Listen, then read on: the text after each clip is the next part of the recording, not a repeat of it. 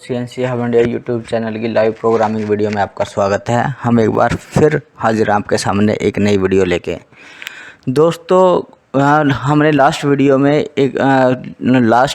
बार एक वीडियो बनाई थी जिसके अंदर हमने 45 डिग्री एक एंगल था जो रेडियस के साथ में टेंजेंशियली था, उसको मैन्युअली कैसे कैलकुलेट करते हैं ये आपको समझा था। लेकिन हमारे कुछ फ्रेंड्स की रिक्वेस्ट आई है हमारे कई वीडियो पे कि वो जाना उनके सामने कुछ ऐसी प्रॉब्लम आई है कि उन्हें 30 डिग्री का एंगल या कोई और एंगल निकालने में प्रॉब्लम आई है या कोई डाउट रहा है। तो हम उन दोस्तों के लिए ये वीडियो बना रहे हैं जिनके पास 45 डिग्री को छोड़ के बाकी कोई भी एंगल हो, किसी भी टाइप का एंगल हो जो किसी रेडियस के साथ में टेंजेंशियली होता है, उसको कैसे कैलकुलेट करते हैं ये हम इस वीडियो में सीखेंगे।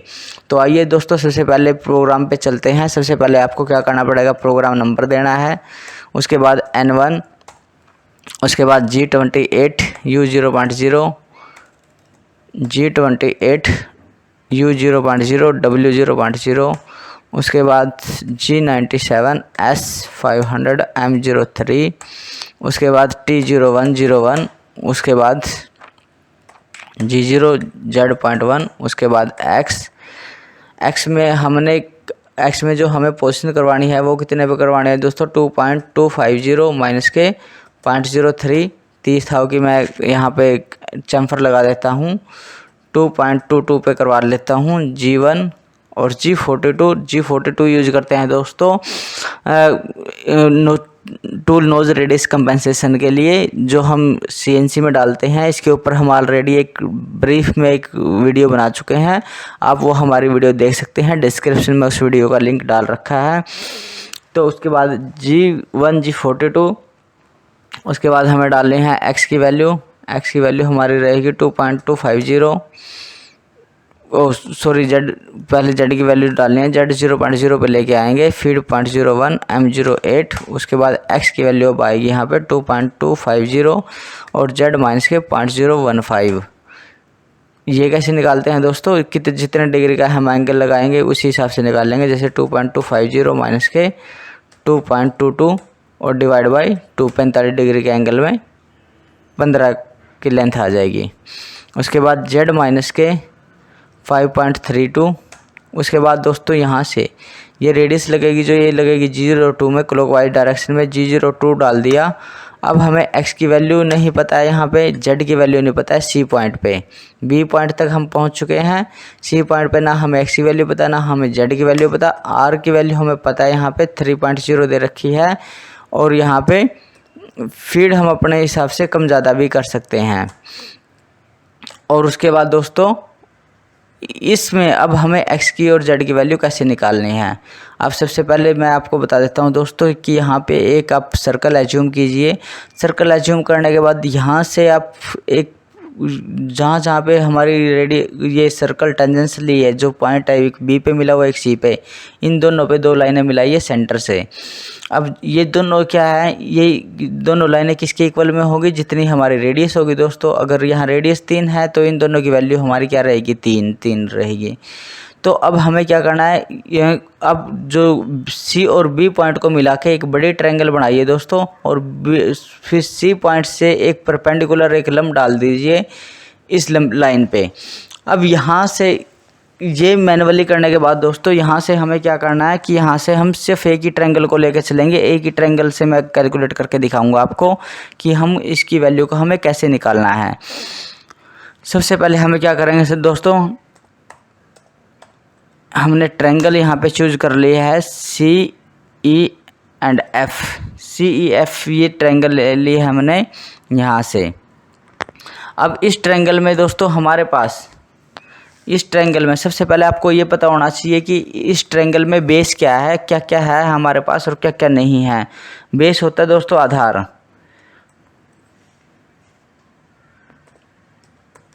आधार लिख देता हूँ मैं डायरेक्ट, ताकि आप कंफ्यूज ना हो, क्योंकि बहुत से लोग ऐसे होते हैं जो हिंदी मीडियम से होते हैं, और फिर अगर हम इसको इंग्लिश में बोलेंगे या इंग्लिश में समझाएंगे तो उनकी समझ में नहीं आएगा। तो हम ऐसा कुछ नहीं चाहते कि हमारी मातृभाषा हिंदी है, हम चाहते हैं कि सारे लोग, हिंदी सबको आती है ऑलमोस्ट, तो सारे के सारे इस वीडियो से ज़्यादा से ज़्यादा बेनिफिट उठा सके, ज़्यादा से ज़्यादा समझ सकें।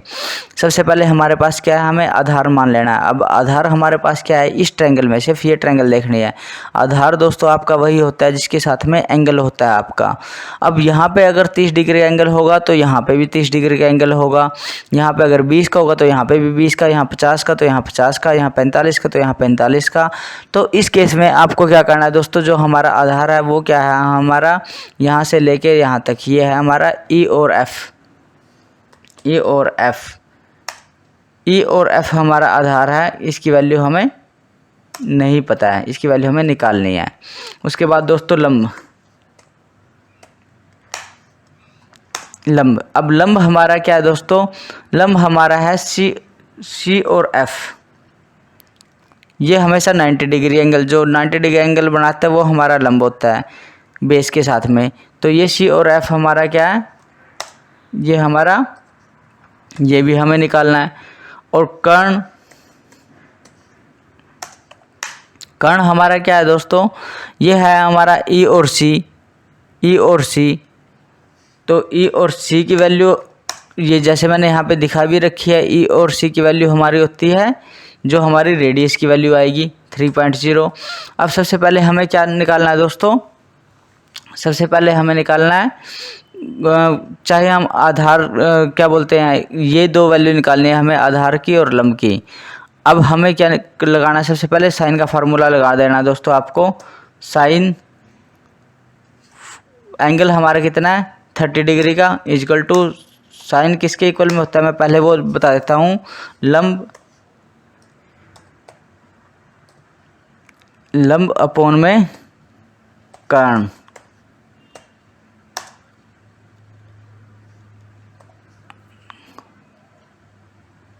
लंब अपॉन में कर्ण, तो लंब अपॉन में कर्ण होता है दोस्तों, जो हमारा लंब है, लंब कितना है हमारा सी एफ डिवाइडेड बाई में ई सी। ये सी एफ हमारा क्या है, सी एफ हमारे पास है ही नहीं,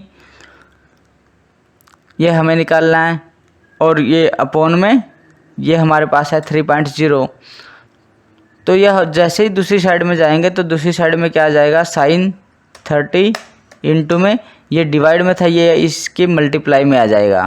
तो यहाँ पे 3.0 और इक्वल टू सी एफ। तो यहाँ से हमें क्या करना है दोस्तों, साइन 30, सबसे पहले क्या करना है आपको, साइन 30 इंटू में 3.0।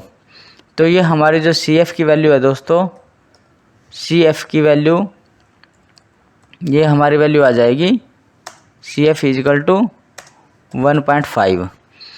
और अब ये सी एफ यहाँ से लेके यहाँ तक की वैल्यू आ गई, तो समझ ले कि हमारे पास डिस्टेंस आ गया सी से लेके बी का। अब सी से लेके ए का डिस्टेंस निकालना है तो हमें क्या करना पड़ेगा, अगर हमें जेड की वैल्यू निकालनी है, यहाँ पे सबसे पहले जेड की वैल्यू निकालनी है। जेड की वैल्यू, अब जेड की वैल्यू किसके इक्वल में है दोस्तों, जेड की वैल्यू है सी और बी प्लस बी और ए के इक्वल में।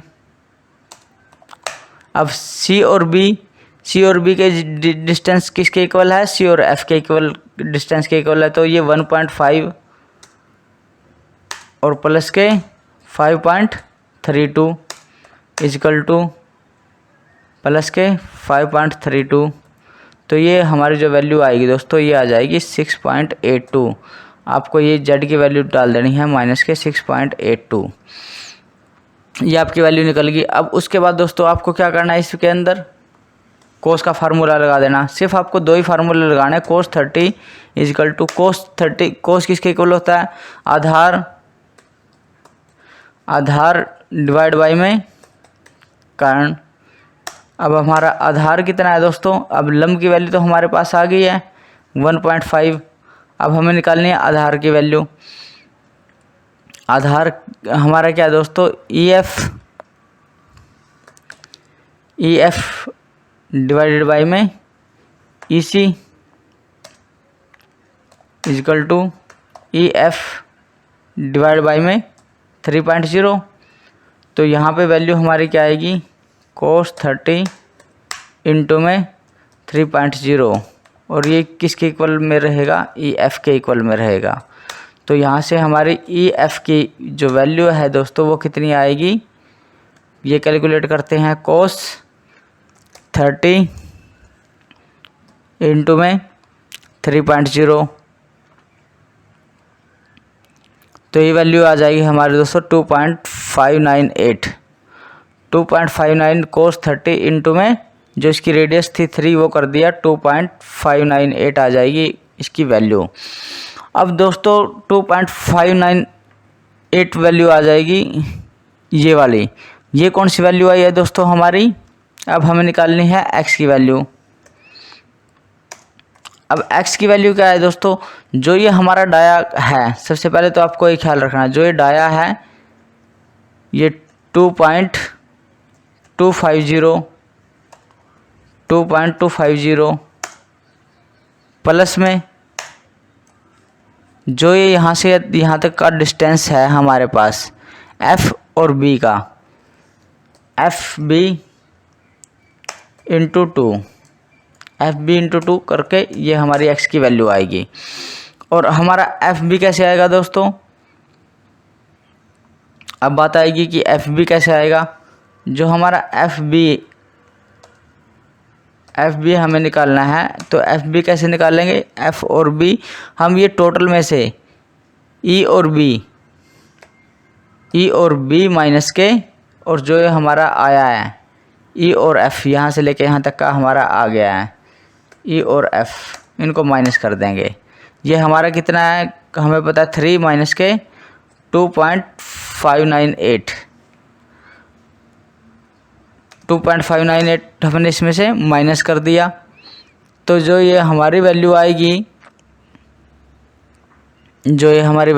दोस्तों ये वैल्यू आएगी आपकी 3 माइनस के 2.598, 3 माइनस के 2.598, तो ये आ जाएगी हमारी 0.402। अब इसी फार्मूले में इसको FB को फिट कर देना, हमें क्या करना, 2.250 प्लस FB की वैल्यू 0.402 इंटू 2, और ये इजकल टू आएगी इंटू में ये किसके 2 के इक्वल है, और प्लस के 2.250, तो ये हमारी वैल्यू आ जाएगी दोस्तों 3.054। ये हमारी वैल्यू आएगी 3.054।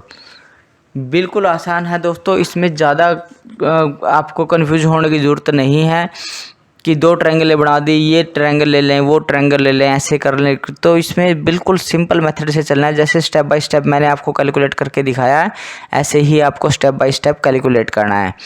अब उसके बाद दोस्तों यहाँ पे उसके बाद जीवन करेंगे।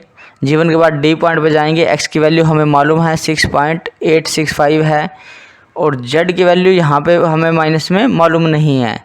तो ये जो जेड की वैल्यू है इस लाइन में हमें कैसे निकालनी है जेड की वैल्यू निकालने के लिए हमें क्या करना पड़ेगा, बड़ा डाया है इसके और इस डाया के बीच में, यहाँ पे जो डाया आया है डी और सी के दोनों डाया हैं, उन दोनों डाया को लिख लेंगे 6.865 माइनस के 3.054 इक्वल टू, पहले इन दोनों डायों को डिवाइड करेंगे 6.865 माइनस के 3.054।